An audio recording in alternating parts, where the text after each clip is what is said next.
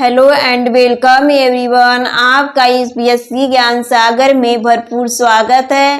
तो हम लोग बीएससी फर्स्ट सेमेस्टर जूलॉजी में पढ़ रहे थे यूनिट फर्स्ट, जिसमें हम लोगों को एक टॉपिक पढ़ना है एंडोमेम्ब्रेन सिस्टम। एंडोमेम्ब्रेन सिस्टम के अंतर्गत हम लोग 2 या 3 टॉपिक पढ़ चुके हैं, जैसे lysosome, endoplasmic reticulum, Golgi complex, nucleus, etc.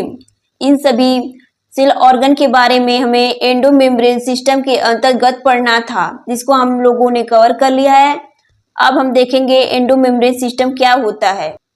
हमारे इस यूनिट फर्स्ट में बस 2 या 3 टॉपिक कवर करने हैं, जिसके बाद हमारा यूनिट फर्स्ट कंप्लीट हो जाएगा।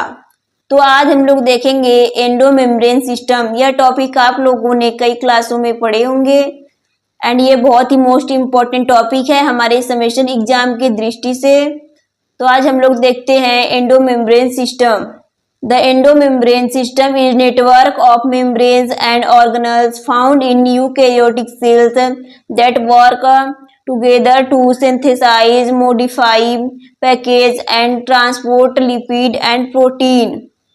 एंडोमेम्ब्रेन सिस्टम में बताया गया है कि जो एंडोमेम्ब्रेन सिस्टम होता है वह यूकैरियोटिक सेल में पाया जाता है, जो कि झिल्ली और अंगों का एक नेटवर्क होता है, मेम्ब्रेन और ऑर्गेनल का एक नेटवर्क होता है, जो लिपिड सिंथेसिस, प्रोटीन, लिपिड और प्रोटीन का संश्लेषण करता है, सिंथेसिस करता है, मॉडिफाई करता है, पैकेजिंग करता है, ट्रांसपोर्ट करता है। इन सभी कामों को करता है एंडोमेम्ब्रेन सिस्टम। किसी चीज को सिंथेसिस करेगा, मॉडिफाई करेगा, पैकेज करेगा और ट्रांसपोर्ट करेगा, और लिपिड एंड प्रोटीन का संश्लेषण भी करता है एंडोमेम्ब्रेन सिस्टम। और यहाँ बताया गया है परिवहन करने के लिए सभी एक साथ काम करते हैं, जैसे संशोधन करने के लिए, पैकेजिंग करने के लिए, प्रोटीन संश्लेषण करने के लिए और परिवहन करने के लिए एक साथ काम करते हैं endomembrane system. It's a crucial system for the proper functioning and organization of cell. यहाँ बताया गया है कि यह एक कोशिका के कामकाज के लिए, फंक्शनिंग के लिए और ऑर्गेनाइजेशन के लिए, संगठन के लिए एक महत्वपूर्ण प्रणाली है एंडोमेम्ब्रेन सिस्टम। यहाँ बताया गया है कि जो एक सेल होती है उसके कार्य के लिए, फंक्शनिंग के लिए और संगठन के लिए यह एक महत्वपूर्ण प्रणाली होती है endomembrane system. The endomembrane system is present by lysosome, nucleus, Golgi complex and endoplasmic reticulum etc. यहाँ बताया गया है कि जो एंडोमेम्ब्रेन सिस्टम होता है उसमें lysosome, nucleus, Golgi complex, endoplasmic reticulum आदि शामिल होते हैं, आदि प्रेजेंट होते हैं। ये सब एंडोमेम्ब्रेन सिस्टम के अंतर्गत आते हैं, जिसको हम अगली वीडियो में पढ़ा चुके हैं, अगली क्लासों में पढ़ा चुके हैं। Lysosome, nucleus, Golgi complex, endoplasmic reticulum, ये सभी टॉपिक हमने कवर कर लिए हैं। बस हमारा यही टॉपिक एंडोमेम्ब्रेन सिस्टम रह गया था, जिसको आज हमने कंप्लीट कर दिया। अब 2 टॉपिक और है, जिसको हम 2 वीडियो में कंप्लीट कर देंगे, जिसके बाद हमारा यूनिट फर्स्ट कंप्लीट हो जाएगा।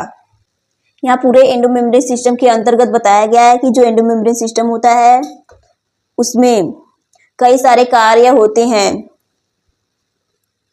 परिवहन, ट्रांसपोर्ट, संश्लेषण, संशोधन, पैकेजिंग, जो कि वह सभी सेल ऑर्गन जो प्रेजेंट होते हैं उनके साथ मिलकर करते हैं। और यह एक कोशिका के कामकाज और संगठन के लिए महत्वपूर्ण भूमिका निभाता है, जो एंडोमेम्ब्रेन सिस्टम होता है। अब हम देखेंगे function of the endomembrane system. The coordinated effort of the endomembrane system carry out several critical function. बताया गया है कि जो एंडोमेम्ब्रेन सिस्टम होता है वह कई सारे कार्यों को करने में हेल्प करता है और करता है, को हम देखेंगे अभी। First, protein and lipid synthesis. The ER is the primary site for the synthesis of many protein and lipid. यहाँ बताया गया है कि प्रोटीन और लिपिड के संश्लेषण के लिए जो एंडोप्लाज्मिक रेटिकुलम होता है वह प्राइमरी साइट का काम करता है। यहाँ बताया गया कि जो एंडोप्लाज्मिक रेटिकुलम होता है वह प्रोटीन एंड लिपिड के सिंथेसिस के लिए प्राइमरी साइट होता है और प्राइमरी साइट का कार्य करता है।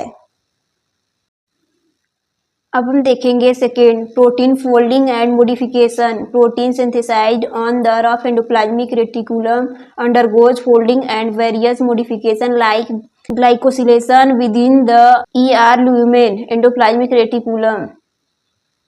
सेकेंड में बताया गया है कि protein folding and modification endoplasmic reticulum में प्रेजेंट रफ एंडोप्लाज्मिक रेटिकुलम के ऊपर फोल्डिंग एंड वेरियस मॉडिफिकेशन होता है, जैसे ग्लाइकोसिलेशन होता है रफ एंडोप्लाज्मिक रेटिकुलम में फोल्डिंग वेरिएशन।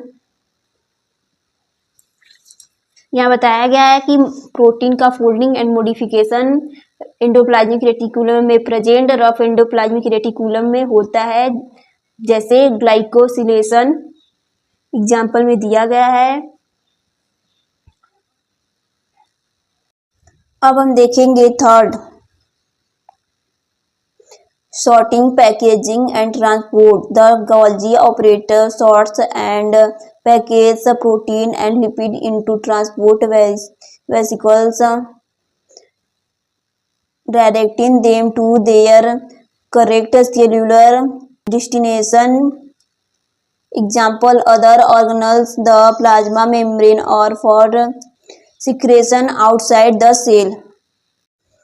यहाँ थर्ड में बताया गया है कि जो छटाई, पैकेजिंग और परिवहन, सॉर्टिंग, पैकेजिंग एंड ट्रांसपोर्ट का कार्य होता है, वो गोल्जी तंत्र में गोल्जी ऑपरेटर्स में उनकी पोटिकाओं में छाटता है और पैक करता है और उन्हें सही जगह पर ट्रांसपोर्ट करता है, जैसे सेल के बाहर, कोशिका में, सभी जहाँ जहाँ आवश्यकता होती है वहाँ वह ट्रांसपोर्ट करता है गोल्जी कॉम्प्लेक्स। अब हम देखेंगे four, detoxification. The smooth ER play a critical role in the detoxifying a harmful substance in the cell.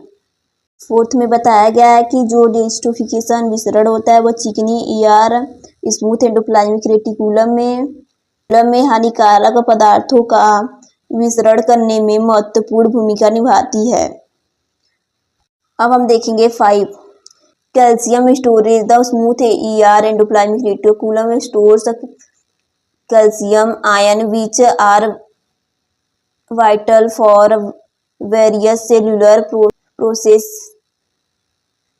process including muscles contraction।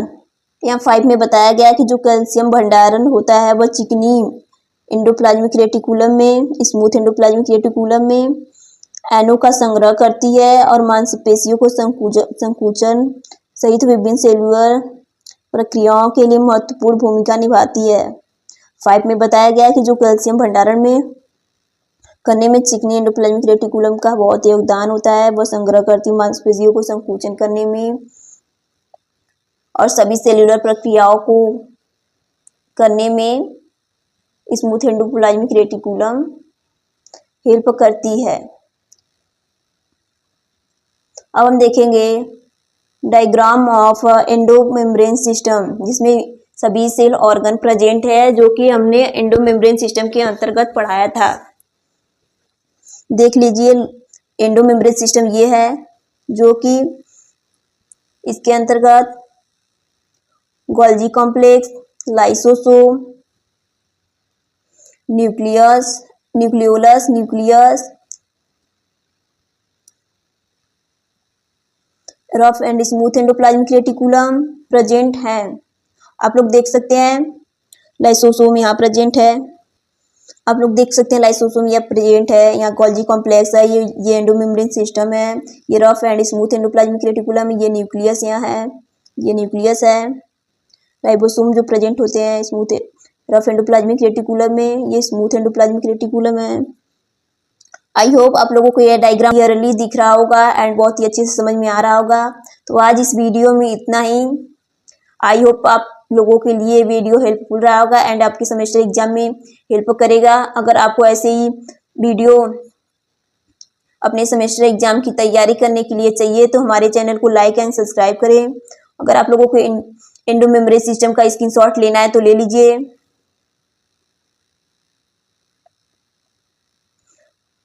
तो आज इस वीडियो में इतना ही। अगली वीडियो आप लोगों को जल्दी प्रोवाइड की जाएगी। आई होप आप लोगों के लिए वीडियो हेल्पफुल रहा होगा एंड बहुत ही अच्छे से, बहुत ही आसान तरीके से हमने समझाने की कोशिश की है। आप लोगों को समझ में आया होगा। अगली वीडियो जल्दी प्रोवाइड की जाएगी। Thanks everyone for listening me.